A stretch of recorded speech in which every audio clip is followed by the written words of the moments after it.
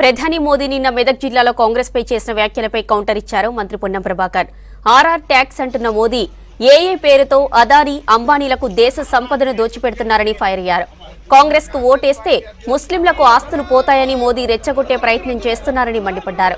రాజన్న సిరిసిల్ల జిల్లా కేంద్రంలో ఎన్నికల ప్రచారంలో పాల్గొన్నారు మంత్రి పొన్నం.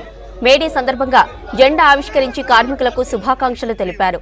కార్యక్రమంలో ప్రభుత్వ విప్ ఆది శ్రీనివాస్, కరీంనగర్ కాంగ్రెస్ ఎంపీ అభ్యర్థి వెలిచాల రాజేంద్రరావు కార్యకర్తలు పాల్గొన్నారు. భవిష్యత్తులో మరింత న్యాయం జరగాలనుకుంటే ఇప్పటికే కాంగ్రెస్ పార్టీ తరఫున పేదలకు కార్మిక వర్గాలకు అందాల్సినటువంటి ఆర్టీసీ బస్సుల ఉచిత ప్రయాణం కావచ్చు, 500 రూపాయలకే సిలిండర్ కావచ్చు, 200 యూనిట్ల కరెంటు ఫ్రీతో పాటుగా 10 లక్షల ఆరోగ్యశ్రీ కార్యక్రమాన్ని ఇస్తా ఉన్నాం. భవిష్యత్తులో కాంగ్రెస్ పార్టీ అధికారంలోకి రాగానే కేంద్రం నుంచి పూర్తి సహకారం తీసుకొని ఈ రోజు మీరు ఆశీర్వదించడంతో భవిష్యత్తులో 4,000 రూపాయల పెన్షన్, దాంతో పాటుగా గత 10 సంవత్సరాలుగా స్వయంగా ముఖ్యమంత్రి కొరకు ఇక్కడ ప్రాతినిధ్యం వహించిన నూతనంగా అర్హత కలిగినటువంటి చాలా మందికి పెన్షన్ రాలేదు.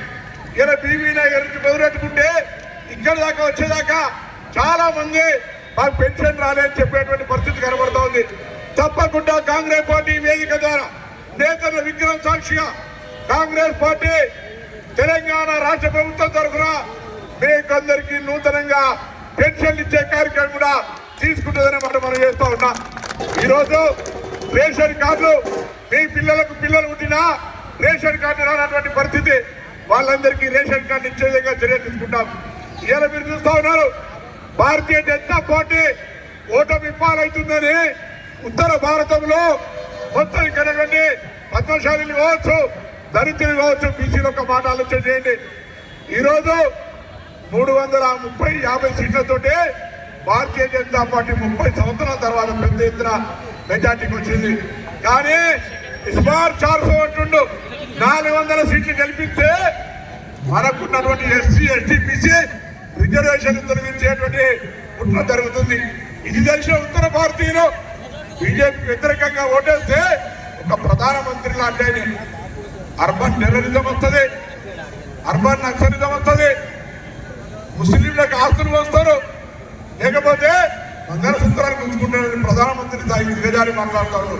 4.5 మాసాల క్రితమే ఈ రాష్ట్రంలో టిఆర్ఎస్ పార్టీని పక్కన పెట్టుకుంటే ఈ 13వ తేదీన జరుగుతున్నటువంటి దేశ పార్లమెంట్ ఎన్నికల్లో కూడా అందరూ చేతి గుర్తుకు ఓటు వేసి ఈరోజు రాహుల్ గాంధీ గారు ప్రధానమంత్రి చేసే విధంగా మీరందరూ సహకరించవలసిందిగా మనవి చేస్తూ, కరీంనగర్ పార్లమెంట్ అభ్యర్థిగా పోటీ చేస్తున్న పెద్దలు వెలిచాల రాజేంద్రరావు గారిని చేతి గుర్తు ఓటు వేసి గెలిపించాల్సిందిగా మనవి చేస్తా ఉన్నాను. మాట తెలియజేస్తూ